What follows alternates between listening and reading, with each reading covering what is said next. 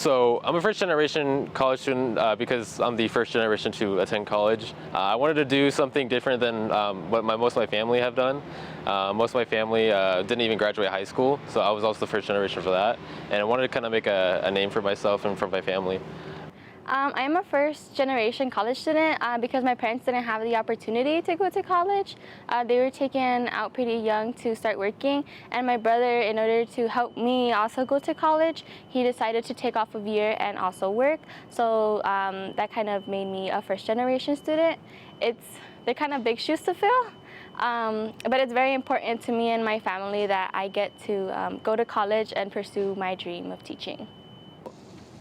The advice I would give is to not feel that you don't belong.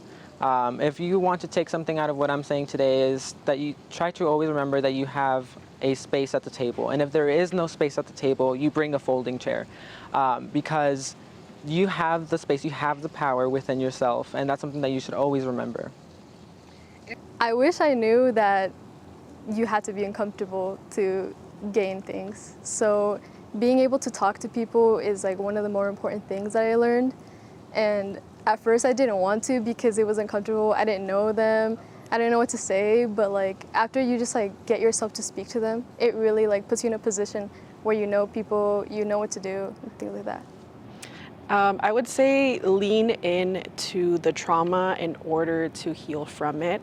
And by that, I don't mean lean into the trauma without the support of resources, whether they're mental health resources, whether they are community resources, or resources like the Nepantla program.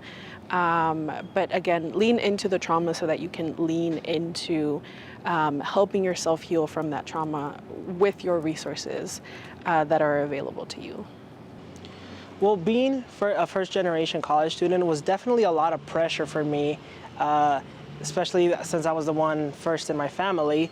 So in order to combat those negative feelings, I just sought to be somebody who makes a difference in my college community, and that inspired me in order to keep going, reach a higher education, and to see what lies ahead. And that kind of gave me a little peace of mind and gave me a little bit more inspiration and to go into this journey of college. I mostly just tell myself, keep doing it. I also keep a journal and try to tell myself, do your best that you can because it's what matters. Just not give up.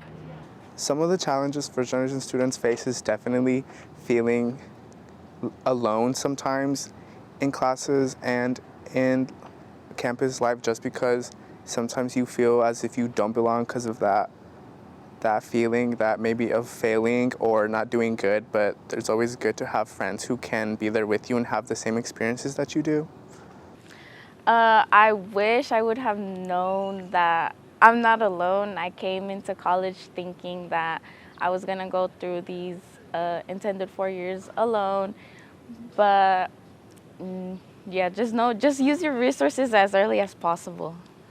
So after NSC, I do plan to go to the police academy to sign up as, or at least try to go for a career as a police officer. But as a police officer, you know, I think one of their most primary intentions or jobs to do is to, you know, serve their community, you know, be a role model. After graduating from NSC, I hope to find something that not only allows me to continue to grow as a person, but adds happiness to my life and to give back. I think it'd be cool to like also go back to like those organizations like Trio, Upward Bound, or Nepantla, and like also help those kids out, because when other kids did that, I thought it was pretty cool. And so what I hope to pursue is a master's in clinical mental health. I'm really excited about that. I plan to give back just my leadership. I want to help everyone. I want to give them just like a welcoming environment, and just I'm here for them.